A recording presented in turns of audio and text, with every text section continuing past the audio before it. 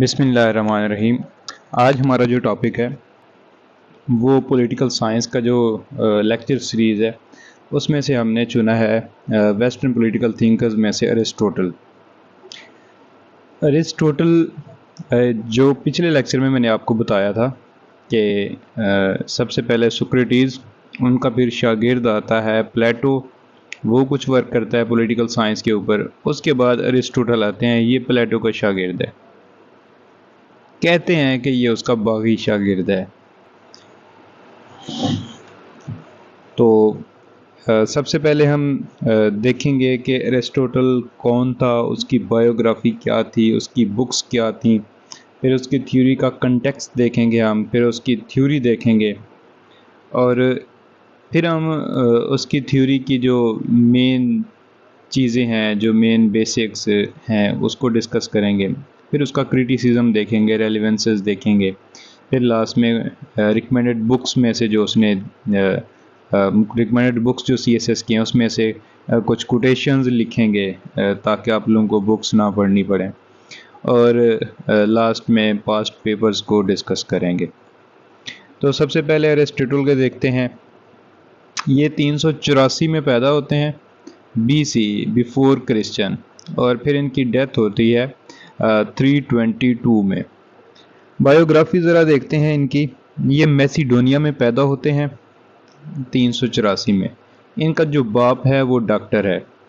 अच्छा, ये अपनी जो अर्ली एजुकेशन है वो अपने बाप से सीखते हैं और फिर ये हायर एजुकेशन के लिए एथेंस जाते हैं। अब ये वो एथेंस का इलाका है जहाँ पे प्लेटो ने अपनी एकेडमी बनाई हुई थी। तो ये बेसिकली उसी एकेडमी में जाके प्लेटो के शागिर्द बनते हैं। फिर प्लेटो की डेथ के बाद वो मुख्तलिफ जो एग्जिस्टिंग पॉलिटिकल सिस्टम थे उस वक्त के, उनको स्टडी करने के लिए वो विज़िट करते हैं दूसरी स्टेट्स के। इनको घूमने फिरने का शौक़ था, तो ये मुख्तलिफ कॉन्स्टिट्यूशन और पॉलिटिकल सिस्टम स्टडी करते रहे। इन्होंने अलेक्जेंडर को भी सिखाया, उसके भी उस्ताद थे, उसको टीच किया इन्होंने। अच्छा, फिर बाद में इन्होंने एथेंस के अंदर ही लेसिम के नाम से अपना एक एजुकेशनल इंस्टीट्यूट बनाया। तो मैसिडोनिया में इनकी डेथ होती है। आखिरी दिनों में ये अपने आबाई गाँव आ जाते हैं मैसिडोनिया में। इनकी एक ही बुक है जिसको हम पोलिस बोलते हैं या पॉलिटिक्स बोलते हैं, पॉलिटिक्स स्टेट। इनकी थ्योरी को ज़रा देखते हैं, उसका कॉन्टेक्स्ट क्या था, अरिस्टोटल का कंसेप्ट ऑफ स्टेट किस तरह का था।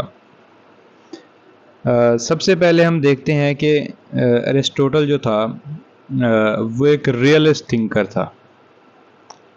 वो ख्याली पुलाव नहीं बनाता था अपने उस्ताद की तरह। ये जो प्लेटो था वो एक आइडियल फ़िलासफ़र था।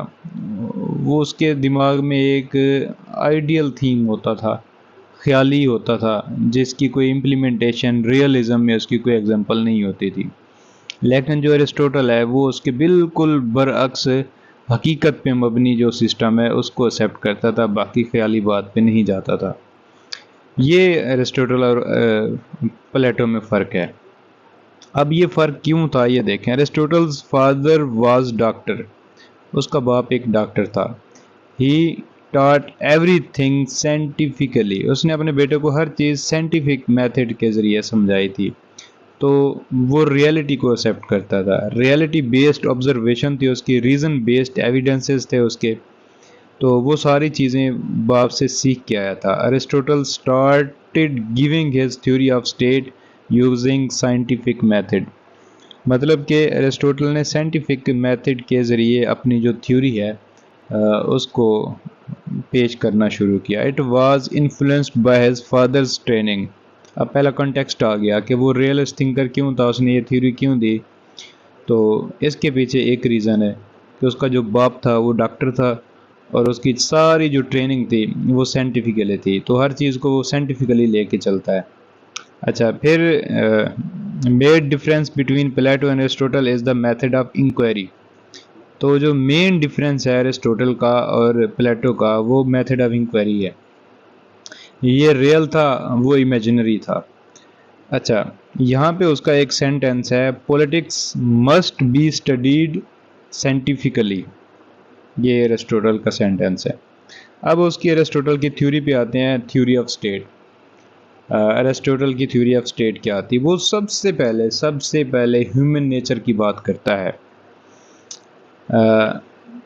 यहाँ से वो अपनी थ्योरी का आगाज़ करता है, थ्योरी ऑफ स्टेट का। वो कहता है कि ये जो इंसानी फितरत है ये बेसिकली रेशनल है, समझदार है, ये रीज़न को एक्सेप्ट करता है, लॉजिक को एक्सेप्ट करता है, और अपनी नेचर में ये सोशल है, सोशल इन नेचर। इसका जो मिजाज है वो सोशल किस्म का है। Can not live in isolation, ये अकेले नहीं रह सकता। सोशल एनिमल है, लिव्स इन सोसाइटीज़, ये सोसाइटीज़ के अंदर रहता है।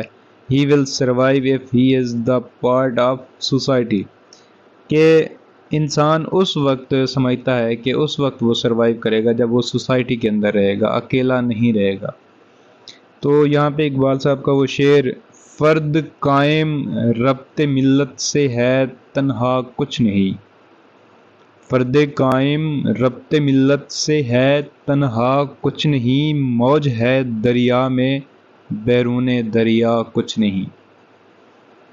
मतलब ये कि इंसान अकेला कुछ भी नहीं है, लेकिन अगर वो इकट्ठे मिल के रहेंगे तो उनकी वैल्यू होगी। अच्छा, फिर आगे देखते हैं। वो यहाँ पे अरिस्टोटल का ही सेंटेंस है, among all social and community institutions state is the best community, among all social and community institutions state is the best community। अब ये हमने स्टेट की क्योंकि थ्योरी उन्होंने दी, थ्योरी ऑफ स्टेट, तो इसमें सबसे पहले उसने इंसान की बात की कि इंसान समझदार है, रैशनल है, ठीक है ना, वो अकेला नहीं रह सकता, वो सोसाइटीज़ में रहता है, कलेक्टिवली रहता है, वो तो सोशल लाइफ गुजारता है। तो सोशल लाइफ के लिए वो कहते हैं जो सबसे बेस्ट कम्युनिटी है वो स्टेट है। अच्छा, आगे हम देखते हैं यहाँ पे वो बताते हैं ऑर्गेनिक कंसेप्ट ऑफ स्टेट का। वो कहता है कि जिस तरह एक इंसान का सिस्टम होता है, स्टेट इसी तरह ही है। फ़र्ज़ करो मैं एक इंसान हूँ, मेरे अंदर दिल है, गुर्दे हैं, फेफड़े हैं, दिमाग है, ठीक है ना, हाथ हैं, पाँव हैं, सर्कुलेशन ऑफ ब्लड है। तो वो कहता है कि स्टेट भी इसी तरह का कंसेप्ट है, मतलब उसके मुख्तलिफ आर्गन्स मिल के एक पूरे जिस्म की मानद हो जाते हैं। हर स्टेट में मुख्तलिफ जो आर्गन्स हैं वो अपना अपना काम करते हैं, तो देन स्टेट कैन रन। यहाँ पे वो लिखता है state is a magnified individual, वही बात जो मैं कर रहा था। Individual anatomy and state anatomy are comparable, कि जो हमारा जिस्म है, बॉडी है, और जो स्टेट है, इसको हम वो कहता है कि कंपेयर कर सकते हैं। Same like human body, state also have different organs which collectively run the system of state। वही बात आ गई। अच्छा, यहाँ तक हमने बात की। अब उसकी थ्योरी ऑफ स्टेट में दो बातें हो गई। उसने पहले ह्यूमन नेचर की बात की कि ह्यूमन नेचर किस तरह की है, फिर उस ह्यूमन नेचर को उसने स्टेट के साथ कंपेरेबल किया कि जो स्टेट है ये इसका ऑर्गेनिक कंसेप्ट है, कि ये जिस तरह एक ज़िंदा इंसान होता है, स्टेट भी उसी तरह होती है। अच्छा, फिर आगे वो कंसेप्ट ऑफ स्लेवरी देता है। अरिस्टोटल अपनी स्टेट में कंसेप्ट ऑफ स्लेवरी क्या देता है? Slavery is essential part of state and important feature of state. वो कहता है कि स्टेट के अंदर स्लेवरी होती है और ये होनी भी चाहिए, ग़ुलाम होने चाहिए स्टेट के अंदर। और वो इनकी कहता है कि ग़ुलाम दो तरह के होते हैं स्लेव इसके अंदर, स्टेट के अंदर। थ्योरी ऑफ स्लेवरी इसने दी, जिसमें अब वो कह रहा है कि जो स्लेव्स हैं दो तरह के होते हैं। एक है slaves by law, like prisoners of wars, ठीक है ना, आपने दूसरे मुल्क से जंग की, वहाँ से जो कैदी आए उसको आपने ग़ुलाम बना लिया। अच्छा, प्रिजनर्स ऑफ वार को आपने ग़ुलाम बना लिया। दूसरा है स्लेव्स बाय नेचर। नेचर कैसे? जैसे ग़ुलामाना सोच के लोग होते हैं, अक्ल के कोरे होते हैं, कम अक्ल के लोग होते हैं, जो दूसरों की बातों पे अमल करके अपना काम चलाते हैं, अपना नहीं सोचते, वो वाले लोग स्लेव्स बाय नेचर। यहाँ पे हम देखते हैं स्ट्रॉन्ग बॉडीज़, वीक इंटेलेक्ट। इनकी बॉडी तो स्ट्रॉन्ग है लेकिन अक्ल नहीं है, सोच नहीं है, तालीम नहीं है, शऊर नहीं है। They will work for masters and master will work for state, कि ये लोग मास्टर्स के लिए काम करेंगे ताकि मास्टर्स जो हैं उनको फिज़िकल काम ना करना पड़े और उनका वक्त बच जाए, और मास्टर वो वाला वक्त जो है वो स्टेट पे लगाएं, स्टेट के वेलफेयर के लिए, स्टेट के वर्क के लिए। There slavery is beneficial for state and for themselves, कि उनकी जो स्लेवरी है वो स्टेट के लिए बेनिफिशियल हो और उनके अपने के लिए भी। अच्छा, बेनिफिट ऑफ स्लेव्स, वो कहता है जो इस तरीके से जो स्टेट के अंदर के अपने बाशिंदे जो हैं, जो स्लेव हैं, जिनमें इंटेलेक्चुअल तो नहीं है लेकिन वो फिज़िकली स्ट्रांग है, उनके दो बेनिफिट होंगे इस चीज़ के। एक तो ये कि वो मास्टर्स के अंडर हैं तो उनको नॉलेज मिलेगा और उनकी ट्रेनिंग होगी। और फिज़िकल ये है कि स्टेट का फ़ायदा ये है कि फ़िज़िकल लेबर जो स्टेट को चाहिए होती है वो उनसे फुलफ़िल होगी, और ये कि बहुत सारा टाइम बच जाएगा इंटेलेक्चुअल क्लासेस के लिए, इंटेलेक्चुअल जो उनकी कम्युनिटी है उनके लिए। तो वो अपना जो दिमाग है, दिमागी ताकत है, वो स्टेट के अफेयर्स पे लगाएंगे। आगे देखते हैं कॉन्सेप्ट ऑफ डिस्ट्रीब्यूटिव जस्टिस। अभी हम स्टेट की बात कर रहे हैं कि स्टेट के अंदर क्या क्या होता है। ह्यूमन नेचर की पहले बात की हमने, फिर हमने बात की कि स्टेट का जो कंसेप्ट है वो ऑर्गेनिक कंसेप्ट ऑफ स्टेट है। फिर हमने स्लेवरी की उसकी थ्योरी बताई। दो उसने कहा स्लेव्स होते हैं, एक बाय लॉ होता है और एक जो है बाय नेचर होता है, कि उनका जो अकल होता है वो नहीं होता और उनको मास्टर्स के अंडर काम करने दिया जाए। तो वो कहता है इसके दो फ़ायदे हैं। ये एक उनका अपना फ़ायदा ये है कि उनकी ट्रेनिंग होती है और उनको नॉलेज मिलता है, क्योंकि उनके पास तो अकल होता नहीं है। दूसरा ये स्टेट को फ़ायदा ये होता है कि उसका जो स्टेट का जो फिज़िकल वर्क है वो ये लोग कर देते हैं। अब कंसेप्ट ऑफ डिस्ट्रीब्यूटिव जस्टिस ये है कि जो बंदा भी स्टेट के लिए वर्क करेगा, स्टेट उसको रिवार्ड देगी। ये डिस्ट्रीब्यूटिव जस्टिस है। जो बंदा भी स्टेट की खातिर वर्क करे, स्टेट के लिए कुर्बानी दे, अपना टाइम दे स्टेट को मजबूत करने में, उसकी भलाई के लिए, वेलफेयर के लिए, तो स्टेट उनको रिवार्ड दे, उनको इनाम दे, उनको पैसा दे, उनको सिला दे। तो ये उसका कंसेप्ट ऑफ डिस्ट्रीब्यूटिव जस्टिस है। तो इससे वो कहता है कि स्टेट के अंदर जो रेवोल्यूशंस हैं वो नहीं आएंगे, इनकलाब नहीं आएंगे, स्टेट में इंस्टेबिलिटी नहीं आएगी। Everybody should given reward, benefits and favors if he serves the state. Otherwise, chances of revolution. मतलब अगर स्टेट रिवार्ड नहीं करेगी तो रेवोल्यूशन के चांसेस बढ़ जाते हैं। आगे देखें, एरिस्टोटल के मुताबिक state is the means and people are the end. यहाँ पे चेक कर लें, प्लेटो का जो कंसेप्ट ऑफ स्टेट था वहाँ पे जो स्टेट है वो एंड था, और एरिस्टोटल के कंसेप्ट ऑफ स्टेट में जो पीपल हैं वो एंड है। अच्छा, डेवलपमेंट ऑफ विर्चू इन पीपल, लोगों में शऊर, विर्चू, उसको डेवलप करना ये स्टेट की जिम्मेदारी है। End of the state is moral development of the people. And ये सेंटेंस दोबारा देख लें, एंड ऑफ द स्टेट, कि जो स्टेट का काम है is moral development of people, लोगों की मॉरल डेवलपमेंट करना। अच्छा, लेट्स सी आगे वो क्या कहता है, क्लासिफिकेशन ऑफ स्टेट की बात करता है कि जो स्टेट है उसकी क्या क्लासिफिकेशन है। Aristotle followed scientific and realistic approach.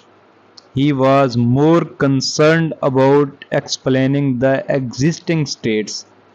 He studied 158 constitutions.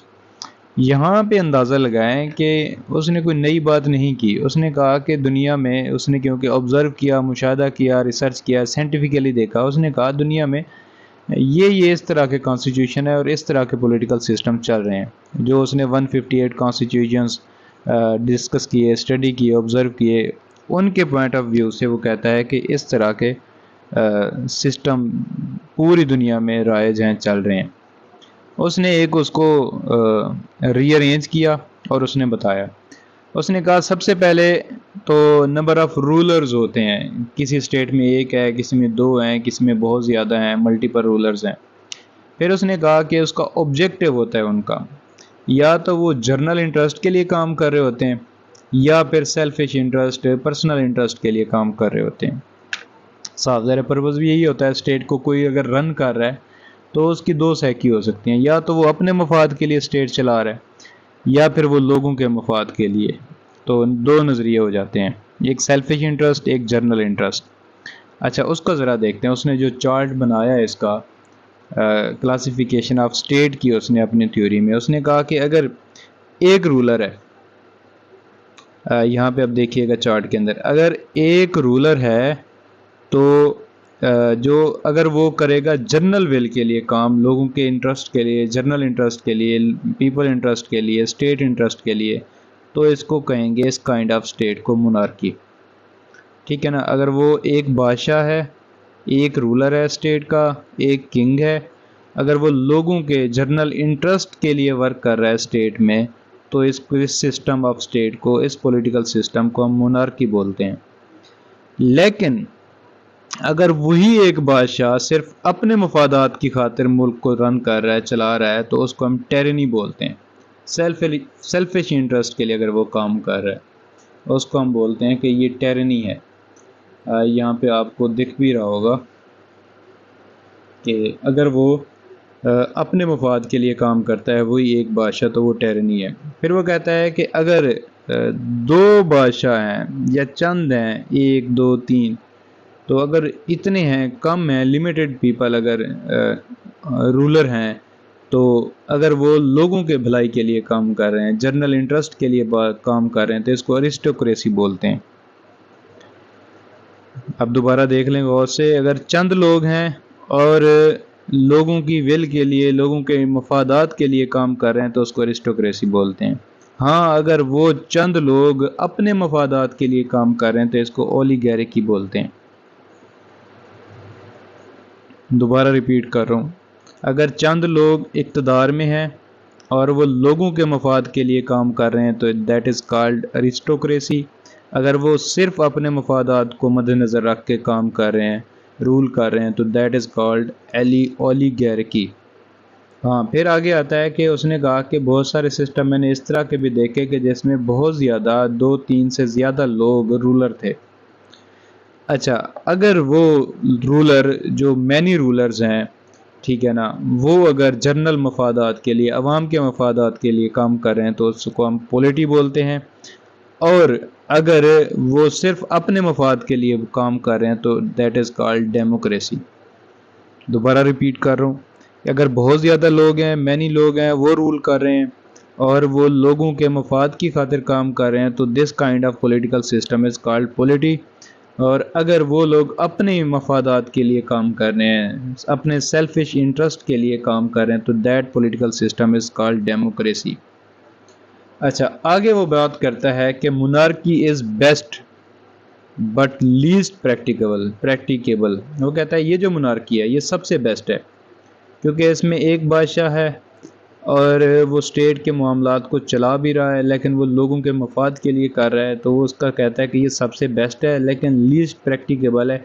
क्योंकि जो भी मोनार्क आता है, जो भी एक किंग होता है, वो ज़्यादा अरसा मोनार्की पे काम नहीं कर सकता। उसकी जो मोनार्की है वो टेरनी में तब्दील हो जाती है। उसके जो जर्नल इंटरेस्ट थे लोगों के, उनकी जगह उसके अपने सेल्फिश इंटरेस्ट ले लेते हैं, तो उसकी जो मोनार्की है वो टेरनी में तब्दील होती है, टर्न इनटू टेरनी। फिर वो कहता है कि monarchy, aristocracy and polity are for community. ये मोनार्की, अरिस्टोक्रेसी और ये जो पॉलिटी है, वो कहता है ये तीनों चीज़ें पब्लिक के लिए हैं, कम्युनिटी के लिए हैं। लेकिन ये टेरनी, ओलिगैरिकी एंड डेमोक्रेसी, वो कहता है ये सब चीज़ें बैड हैं, ये ठीक नहीं है। अच्छा, फिर इन चारों सिस्टम्स को, जहाँ पे मोनार्की है, टेरनी है, अरिस्टोक्रेसी है, ओलिगैरिकी है, पॉलिटी है, डेमोक्रेसी है, इनकी बात करता है। None of these none of these 6 forms remain permanent. वो कहता है ये 6 की 6 परमानेंट नहीं रहती। क्यों? There is a cyclic change through revolutions.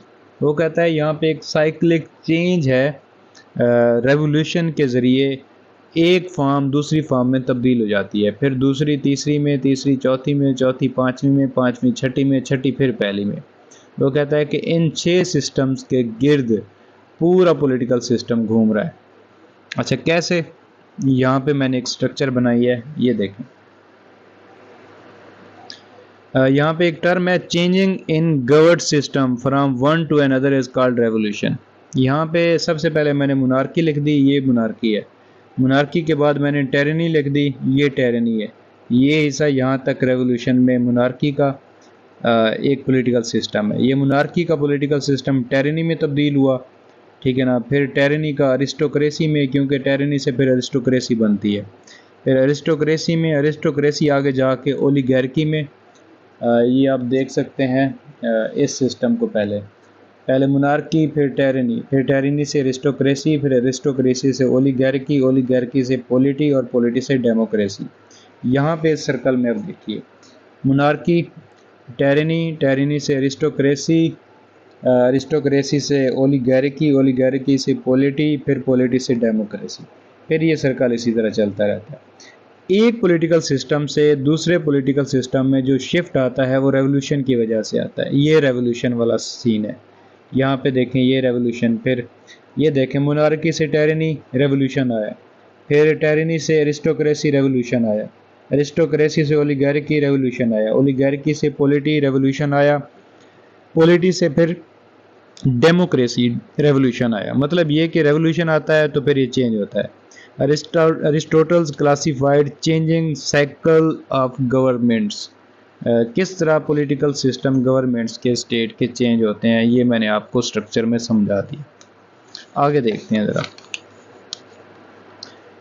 Reasons of revolution उसने बताए कि ये रेवोल्यूशन क्यों आता है।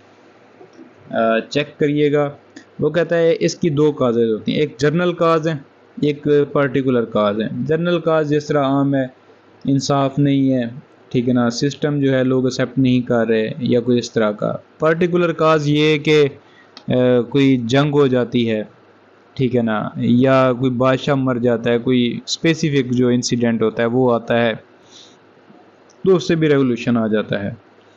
इस थ्योरी की रेलिवेंस देखते हैं ज़रा, जिसमें उसने ह्यूमन नेचर की बात की, जिसमें उसने ऑर्गेनिक कंसेप्ट ऑफ स्टेट की बात की, फिर जिसमें उसने डिस्ट्रीब्यूटिव जस्टिस की बात की, फिर जिसमें उसने क्लासिफिकेशन ऑफ स्टेट की कि 6 पॉलिटिकल सिस्टम होते हैं, वो किस तरह एक दूसरे में तब्दील होते हैं, रेवोल्यूशन क्या होता है, फिर रेवोल्यूशन की काजेज, फिर उसने स्लेवरी का जो कंसेप्ट दिया, ये सारा स्टेट के अंदर आता है। उसकी अब रेलिवेंसेस देखते हैं। रेलिवेंस ये है कि father of modern political science, scientific principles पे आज पॉलिटिक्स चल रही है। तो इस कंसेप्ट को सबसे पहले किसने इंट्रोड्यूस करवाया? अरिस्टोटल ने। फिर उसने ऑर्गेनिक कंसेप्ट ऑफ स्टेट दिया कि जो स्टेट है ये एक इंसान की तरह है। फिर उसने क्लासिफिकेशन प्रिंसिपल्स मुतारिफ करवाए। अच्छा, फिर उसने स्लेवरी की बात की, फिर उसने कंसेप्ट ऑफ डिस्ट्रीब्यूटिव जस्टिस की बात की। Slavery first who gave theory on slavery, ये वो पहला पॉलिटिकल थिंकर है जिसने स्लेवरी के ऊपर कोई थ्योरी दी। फिर उसने मिडिल क्लास की बात की कि मिडिल क्लास की वजह से किसी भी स्टेट में स्टेबिलिटी होती है। Stability of the state depends upon greater middle class and it's stability. वो कहता है कि किसी भी स्टेट में अगर स्टेबिलिटी लानी है तो वहाँ पे मिडिल क्लास पे इन्वेस्ट करो। अगर मिडिल क्लास मुतमैन होगी तो वो स्टेट रन करती रहेगी, चलती रहेगी, वरना रेवोल्यूशन आ जाएगा। अच्छा, आगे हम इसमें क्रिटिसिज्म देखें तो इसमें बहुत सारी बातें हैं जो मॉडर्न कंसेप्ट पे नहीं उतरती। जैसा कि ये इसका कॉन्सेप्ट ऑफ स्टेट, आज की जो उसने जो डेमोक्रेसी बताई थी वो आज की डेमोक्रेटिक प्रिंसिपल से काफ़ी चेंज है। उसने जो मोनार्की का प्रिंसिपल बताया वो आज की मोनार्की से काफ़ी चेंज है, ठीक है ना। तो अरिस्टोक्रेसी, पॉलिटी, उसके जो कंसेप्ट थे आज के कंसेप्ट से काफ़ी डिफरेंट है, एक ये बात। दूसरा ये कि उसने जो क्लासिफिकेशन बताई है, ये जो ऑर्डर बताया है, ये भी आज के दौर में फुलफिल नहीं है। आज के दौर में ये आज के जो तरजीहात हैं, ये लॉज हैं या जो प्रिंसिपल्स हैं, उनके मुताबिक ये चीज़ें नहीं हैं जिस तरह उन्होंने कंसेप्ट दिया था। शायद उस वक्त के एग्जिस्टिंग सिस्टम में था ये सब कुछ, लेकिन आज नहीं है। लेकिन ये कि सबसे अच्छी बात जो अरिस्टोटल ने की वो ये कि उसने इन सिस्टम्स को साइंटिफिकली रिसर्च किया, साइंटिफिकली जज किया। अब आते हैं कोटेशंस की तरफ। मेरे पास जुड हार्मन की जो बुक थी उसमें से कुछ निकाली हुई हैं, कुछ अरिस्टोटल की अपनी जो किताब थी उसमें से निकाली हुई हैं। ये देखें ज़रा। Aristotle developed a political philosophy which emphasising constitutionalism and rule of law was closer to Athenian democracy। कि इसने जो एम्फसाइज किया, जो पूरा कंसेप्ट दिया रूल ऑफ लॉ का और कॉन्स्टिट्यूशनलिज्म का, वो कहता है वो जो एथेंस का कंसेप्ट ऑफ डेमोक्रेसी था उसके ये ज़्यादा करीब था। अच्छा, फिर जुड़ा अरमान साहब लिखते हैं Aristotle may properly be term the first non political scientist. First non political scientist मतलब ये कि इसको हम पहला पॉलिटिकल साइंटिस्ट बोल सकते हैं क्योंकि इसी ने साइंटिफिकली पॉलिटिक्स को जज किया है। फिर कहते हैं कि Aristotle proposed a moderately organic theory of state. कि जो डार्मन साहब कहते हैं कि एरिस्टोटल ही है जिसने ऑर्गेनिक कंसेप्ट ऑफ स्टेट दिया। फिर हम देखते हैं एरिस्टोटल की अपने दो से यहाँ पे कोटेशंस हैं। The state is a community that makes possible a better Fuller life that could be attend without it. A state is a community that makes possible a better fuller life that could be attained without it। अच्छा, फिर हम देखते हैं Aristotle का दूसरा quotation. Ideal state is that which perfectly accomplished the task of achieving moral perfection in its citizens। moral perfection, इसने कहा था कि जो स्टेट की रिस्पॉन्सिबिलिटी है वो मोरल डेवलपमेंट है of its people, of its citizens. अच्छा, फिर आगे है पास्ट पेपर्स की बात हो रही है। मैंने कहा था कि आपको पास्ट पेपर्स भी बताऊंगा कि कौन कौन से किस तरह है। ये CSS 2021 का पेपर है। What is the Aristotelian classification of state. कि एरिस्टोटल का जो कंसेप्ट था, क्लासिफिकेशन थी स्टेट की, वो कौन सी है। तो ये क्लासिफिकेशन ऑफ स्टेट है। ये उसने क्लासिफिकेशन किया, चार्ट बनाया और ये उसका साइकिल है, ये उसका साइकिल है। तो ये उसका क्लासिफिकेशन ऑफ स्टेट है जो मैंने अभी आपसे डिस्कस किया। फिर आगे है give a critical analysis of Aristotle classification of governments. ये भी वही है, इसका हमने क्रिटिकल बताना है। क्रिटिकल में आपको बता चुका हूँ कि आज के ये जो इसने टर्म्स यूज़ की वो आज की जो टर्म्स हैं उनसे काफ़ी डिफरेंट है। फिर ये आगे है evaluate Aristotle's classification of government in detail. उसकी क्लासिफिकेशन ऑफ गवर्नमेंट को हमने डिटेल से डिस्कस करना, वो भी इसी के रिलेटेड है। फिर है analyse Aristotle's notion regarding constitutionalism and distributive justice. ये भी मैंने आपको बताया कॉन्स्टिट्यूशन क्या है और डिस्ट्रीब्यूटिव जस्टिस क्या है। ये PMS 2020 का है। इससे पहला जो था PMS 2019 का था, और पहले जो थे CSS 2021 और CSS 2016 का था। यस, तो यहाँ पे हमारा ये टॉपिक एंड होता है। इससे अगला जो चैप्टर होगा, टॉपिक होगा, वो मैकियावेली के ऊपर होगा। तो तब तक के लिए हमें दीजिए इजाज़त। लेकिन इससे पहले आप मेरा कॉन्टैक्ट नंबर ले लें, व्हाट्सएप नंबर, ताकि अगर यहाँ पे कुछ मुझसे रह गया है तो वो आप लोग मेरी मुआवनत कीजिए, आप लोग मुझे बताइए। हाँ, अगर मेरी कोशिश होती है कि आप लोगों को मैं किसी हद तक सपोर्ट कर सकूं, अच्छी से अच्छी चीज़ आप लोगों तक लेके आऊँ। तो मेरा कॉन्टैक्ट नंबर ले लें। उससे ये है कि हम एक दूसरे से कॉन्टैक्ट में रहेंगे, स्टूडेंट और मैं। दूसरा ये कि मेरी इस्लाह के लिए कोई बात होगी तो वो मेरे लिए बेनिफिशियल होगी। इसके अलावा CSS के दूसरे जो सब्जेक्ट्स हैं उसके हवाले से भी आप लोग मुझसे रब्ता कर सकते हैं, मैं आपकी किसी हद तक हेल्प कर सकता हूँ। तो मेरा नंबर है 0300 446 4454। दोबारा रिपीट करवा देता हूँ, 0300 446 4454। तो जज़ाकल्लाह, बहुत बहुत शुक्रिया।